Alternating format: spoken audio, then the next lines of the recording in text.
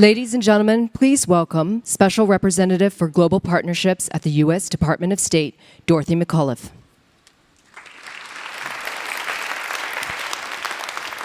Hello, everyone. It's really my honor to be with everyone here today and to be hosted by the German Marshall Fund for all of these important conversations. And I want to start today's panel about economic reconstruction, the economic counteroffensive, rebuilding Ukraine, by honoring the resilience of the Ukrainian people. Their resilience in the face of this full-scale invasion of their country, this is horrific invasion of their country, is incredible. And we honor them today by all of our conversations. And I also want to say that underpinning all of the work that the State Department is doing around economic recovery and reconstruction in Ukraine is led by the Ukrainian people for the Ukrainian people. And I think that's a very important point to underscore. My office builds public-private partnerships around the world in order to channel the collective power and resources of governments and the private sector to address our shared global challenges, like the crisis brought on by Russia's full-scale invasion of Ukraine. President Biden, Secretary Blinken, our administration is humble and practical at the same time, knowing that governments don't have all the solutions and the resources required to solve the vexing global challenges we face together. It's imperative that we utilize the ingenuity and resources of our private sector to help us achieve these goals. And we know the need is incredibly great. It is estimated that up to $1 trillion will be required in order to rebuild Ukraine. And it's also important to note that for every $1 spent by governments across the world on economic development, $4 is spent by the private sector in economic development efforts. In the wake of immense challenges and adversity, I am incredibly appreciative to be joined on this panel by leaders from the public and private sectors, who I will introduce to you in just a moment, to deliberate on strategies, collaborations, and initiatives that will pave the way for a resilient and prosperous future for the Ukrainian people. And the United States, I think it's important to note, has provided to date up to $79.8 billion in U.S. assistance to Ukraine since 2014, and approximately $74.6 billion since February of 2022. We support the people of Ukraine through security, economic, and governance assistance, and we provide humanitarian assistance to those in need. But I also want to acknowledge, as we await the important vote in our U.S. Congress tomorrow night, we had great news overnight that the supplemental funding has made it out of the Rules Committee, and so the vote will take place tomorrow. But I think it's important to note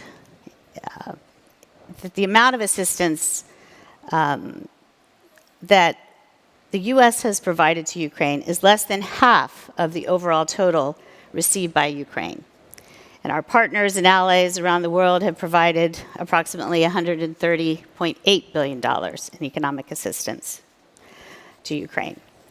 At the State Department, in my office, and with our Special Representative for Ukraine Economic Recovery and others across the building, we have provided and created convenings and opportunities for the private sector to come together to think about and envision and plan for the rebuilding of Ukraine, and I'm very proud of that work. But there was so much more work to do, and that is why we're here today, and why we will hear from our esteemed panel, who I would like to introduce now.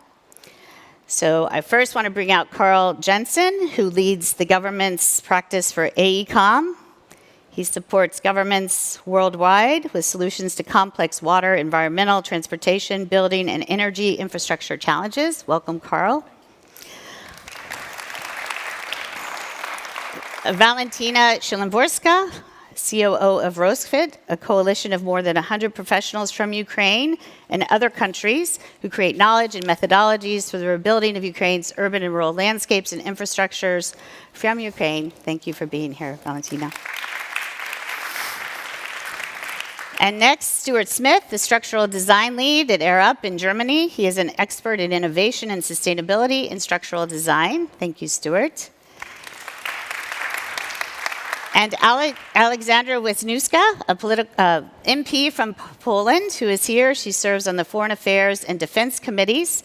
She is formerly a humanitarian aid worker specializing in leading teams providing life-saving humanitarian assistance in actively hostile and post-conflict settings. Welcome, Aleksandra. Thank you all so much.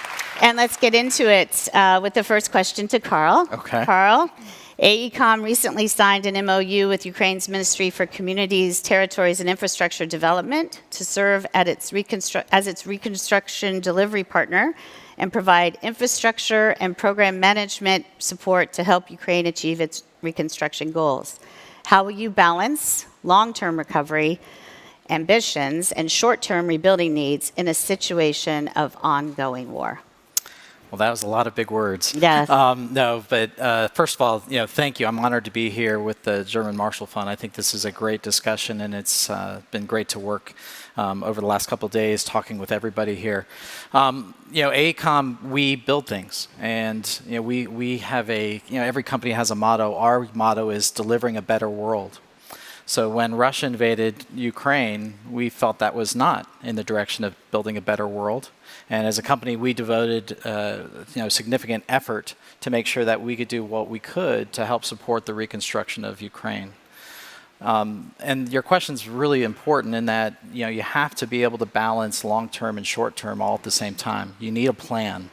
So what we are trying to do with Ukraine right now is to get them ready for reconstruction. And that sounds much easier than it is because there's so much work to be done.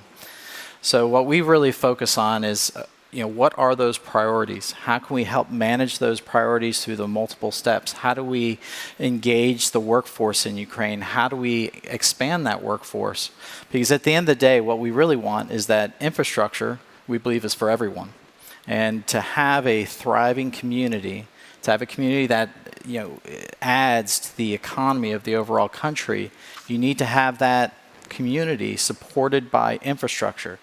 And it's complex. There's so many different sectors. What do you build first? Is it the hospital? Is it the school? Is it the water system, the wastewater system, the transport, the logistics? All of those have to be taken into account and prioritized through. So what we're working with the ministry and others across Ukraine is how to organize that and how to develop that plan so that every dollar, every euro, every other type of currency that is given as aid is being used in the most efficient way possible. Right. So it's that short term, get it organized today, but it's all for that long-term recovery over time. Great. Well, thank you for that, Karl. And then Stuart, because you are specifically working in Kharkiv with the Norman Foster Foundation and with the support of the United Nations, also developing a master plan for the reconstruction of Kharkiv, Ukraine's second largest city. A large part of the city's housing and building stock has been destroyed, including many cultural heritage sites. And how does your master plan speak to both the city's past and its future? Yeah. So the start of that work, actually it started 2 years ago. And maybe I just pick up one of Karl's points. It takes a long time to understand context, to build relationships and partnerships, that then when we get to the point of recovery, those partnerships kick in and those plans kick in. So 2 years working with a local group of architects in Kharkiv, understanding the past of the city, understanding what planning had been done up to that point.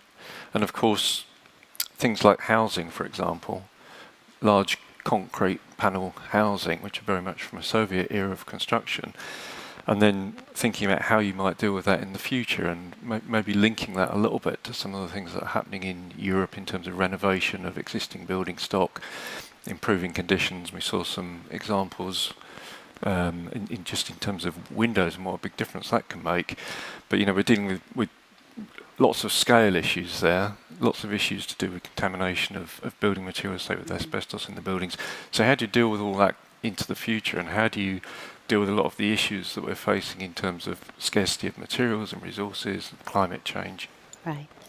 So, just thinking through those topics, and then in terms of the infrastructure in Kharkiv, the rivers and the energy and the water infrastructure, just trying to put all of that together, looking at the transport planning from the past, but to bring it up to date in terms of green cities, mobility, in terms of walking mobility, so perhaps shifting from some of the infrastructure and the plans you might have had in the past to some of the things that are happening in the future.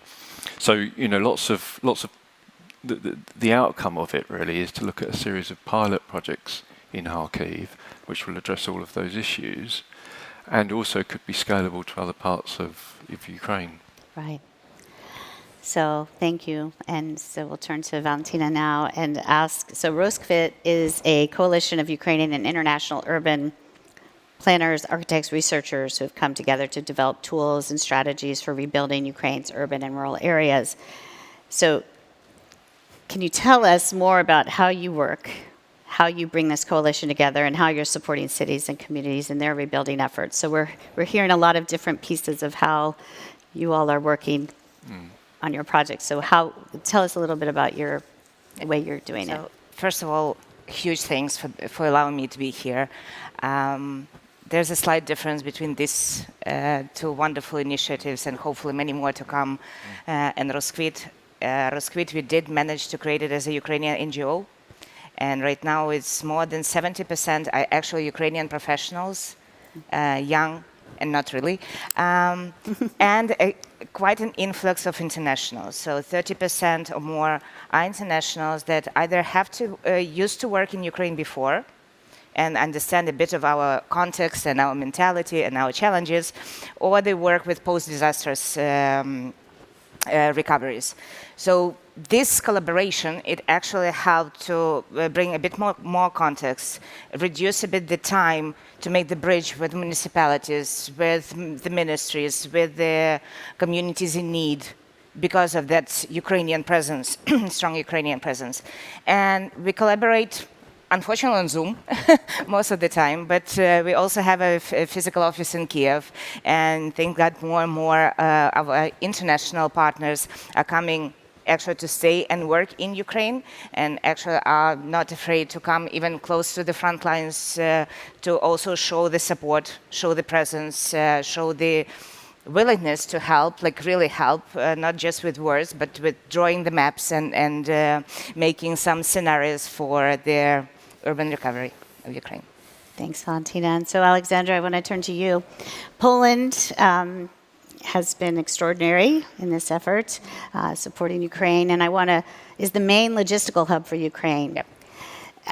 This proximity that Poland has, coupled with the renewed engagement under Prime Minister Donald Tusk, boosted Poland's position in becoming an important partner and contractor in how has it boosted Poland's position in becoming an important partner and contractor in the reconstruction of Ukraine? So if you could speak to that. So thank you very much, Dorothy. And ladies and gentlemen, so the reconstruction of Ukraine is one of the absolute priorities of the Polish government currently. We have freshly appointed plenipotentiary for Ukrainian reconstruction in the government currently, whose name is Paweł Kowal. And he's the equivalent of Penny Pritzker in the US administration.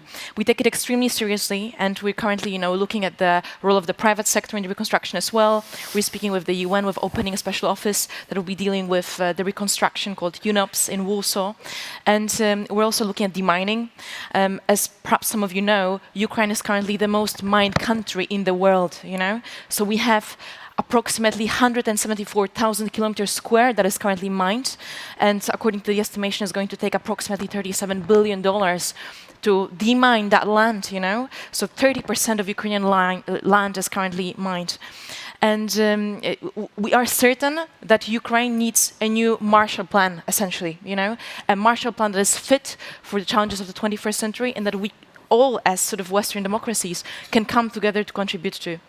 But what I would like to address, or I'd love to address, Dorothy, is from your point on the new government under the leadership of Donald Tusk.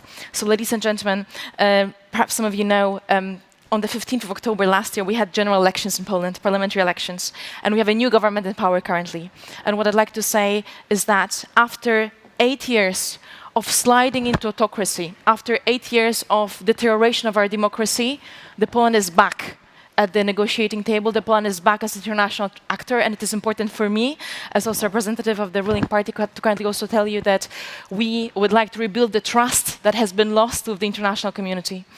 And according to the Freedom House Index, when you look at the 8 years of the consecutive rule of the previous government, the Poland in 2020 has not been considered a democracy anymore, has been considered sort of a hybrid system.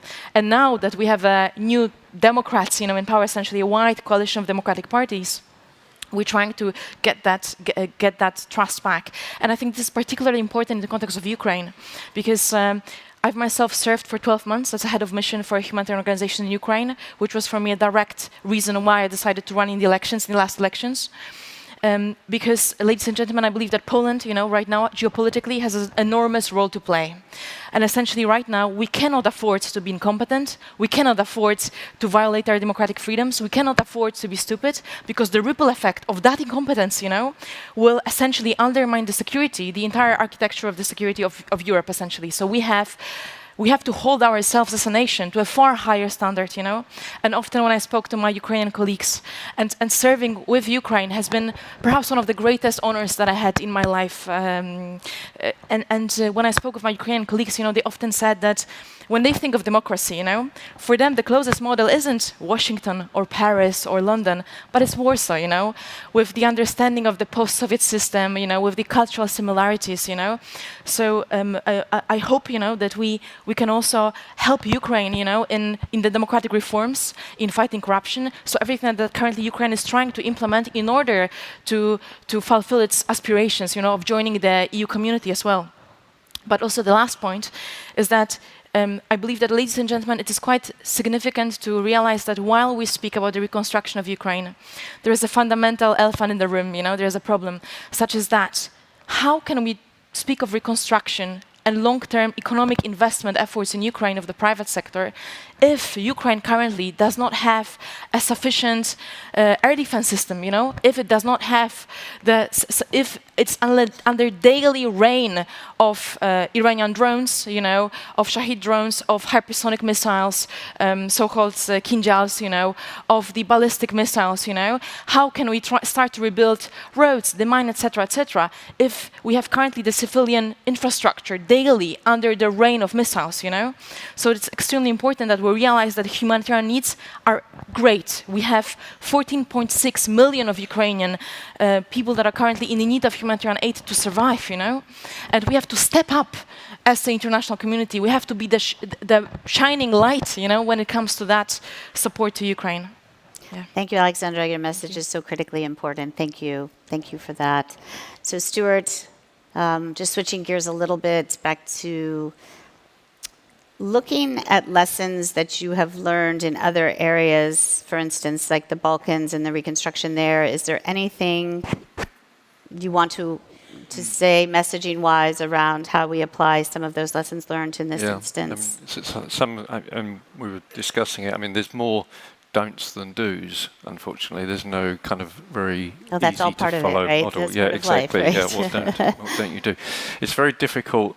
There's not a very good model for engaging local communities. They become obviously dispersed and they've got lots to worry about. So when, through the planning of projects and the reconstruction efforts, that's a critical thing, but there's not a very clear model to follow.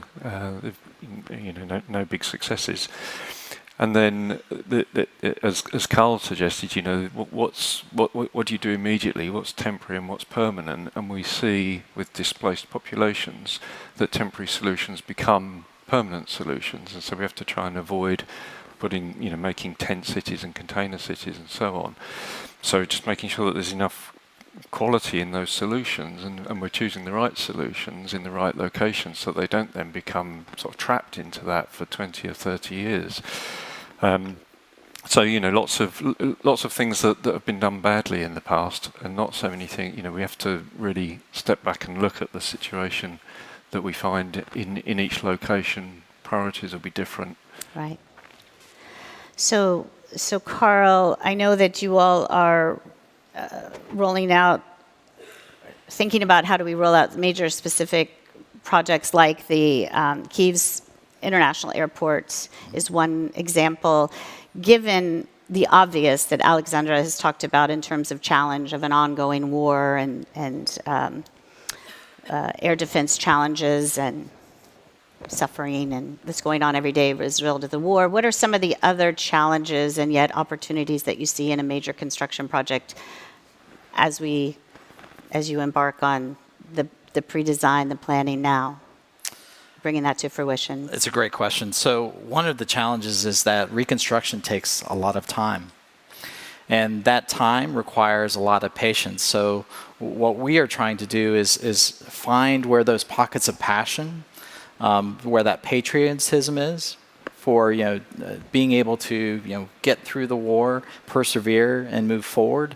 We want to make sure that that continues on to the reconstruction process as well, which is going to take decades because there's so much damage. You said almost $1 trillion worth of reconstruction to get it to the standards that where Ukraine wants to go with a full integration into Europe. So what we see is some of the challenges is that it's a very large country and you have a lot of things that are all happening at the same time. So how do you prioritize? How do you get organized? Because again, there's many different demands on that reconstruction pipeline. I said before, what's more important? Is the hospital more important or is that school more important? And to have people come back to their communities, you kind of want it all, right? If you have a family, you want to make sure that that family is safe, secure, that your children can be educated, taken care of, that there's places to buy food and to, entertainment and all those things that require for a person to live in a community.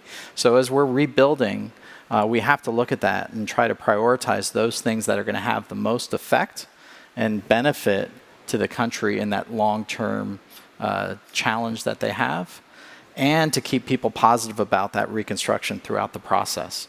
So it's not a sprint, it's really a marathon, and we have to think about reconstruction as that marathon. And just like with any marathon, what we're trying to do today is train and prepare so that we can actually run the 26 miles and not fall down after the third. That's personal experience, so I won't bring that in. But the idea is that what we really are trying to do is get the Ukrainians ready and get them trained so that when reconstruction really starts and the whole world community tries to jump in with thousands of companies all wanting to do their part, is that it's organized and we're using the investment from the donor community to build great, private-public partnerships as we move forward. Great, thank you. So Aleksandra, I want to turn back to you because as demonstrated by your comments, the representative comments, Poland is a fierce advocate for Ukraine.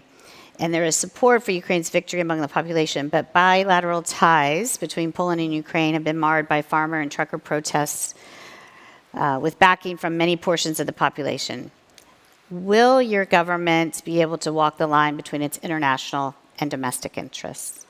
So I think it's an excellent question, one that it really sort of boils down to a fundamental sort of political philosophy. And I'm reminded of this passage from The Audacity of Hope of President Barack Obama, saying that how can he reconcile being at the same time the commander-in-chief of the American nation, representing the interests of the American people and their security, etc., and at the same time, how do we sort of balance the interest of justice and fairness and human rights and pursuit of happiness, but globally, right? And I believe that it takes a great level of political maturity from policymakers to be able to do that, to be able to take unpopular decisions which are required right now in times of warfare, such as, explaining why do we need to support Ukraine so much, such as explaining why we might have to introduce a military conscription at some point, for instance, in our countries in Europe, but also and be able to implement that. So indeed, in Poland, we had seen a wave of protests of the farmers, a very mobilized group, and currently, our government has been sort of speaking with them, engaging them, explaining the situation, while also working on the EU level, because I think it's an over-European problem. It's not only a Polish problem, to ensure that their interest is secured, and However, at the same time, we have to be extremely careful because there's a lot of, I believe, there is some Russian meddling in that, there is some Russian influence. And obviously, Kremlin benefits greatly, from any far-right voices in our countries, that instead of seeing it as a consequence of Russian aggression, whatever is currently the relative disruptions that we see on the European grain market, wheat markets, etc., and then blaming it on the brave Ukrainian nation instead, However, here, when it comes to the difference between domestic and international affairs, I would like to, if I might, just return to the American politics, and the vote that will that the Congress will have tomorrow over the supplemental bill. As Poland, we've been extremely concerned, looking at what has been happening in the Congress. And we've been quite concerned by looking at how, perhaps over the last few weeks, we've seen the domestic matters and in the upcoming presidential campaign, focusing far more on the dangerous isolationist trend, right? Hijacking slightly and putting the international politics and international security on a gamble, And an important message that I would love to, both say to us as Poles, but to the American people as well, whenever we struggle with thinking, should we support or should we not, Let's think, what if Kyiv falls, ladies and gentlemen, And I know the bravery of Ukrainians, and I know they fight like lions, and with every single missile, they're more determined to fight, However, let's think of the economic cost to the Polish taxpayers, the economic cost to the American taxpayers, the political ripple effects of what would happen, right? If Kyiv was to fall, the cost would be tremendously greater than the cost to the Ukraine supports on the front line that we're currently trying to provide, correct? And here I think of the myth, of the archetypical myth, deeply Christian myth, that should appeal to the Poles, that should appeal to the Americans as a Christian nation as well, that of David and Goliath, So we obviously had David volunteering, right, to fight the great Philistine giant, right? But let's at least, give David a fitting sling, Let's give him a couple of stones that he needs currently to fight this brave, heroic, and deeply romantic fight as well, right? And I keep my fingers crossed for the vote tomorrow in the Congress, and as I'm sure the entire Europe does as well. Thank you so much. Appreciate those words. Valentyna, switching gears a little bit to the work that you do on the ground with this amazing coalition. As we think to the future, what does the ideal, how are you thinking about, if there is such a thing, and I know this is a very locally driven sort of answer, right? But the ideal, thinking about the future and how we're rebuilding, what is the ideal focus of what a Ukrainian city should be, or what is your thinking, your conceptual thinking about how we move forward on the rebuild in terms of these cities? Thank you. Rosquit, as a think tank, as a coalition, was formed after the full-scale invasion, like very early in the war.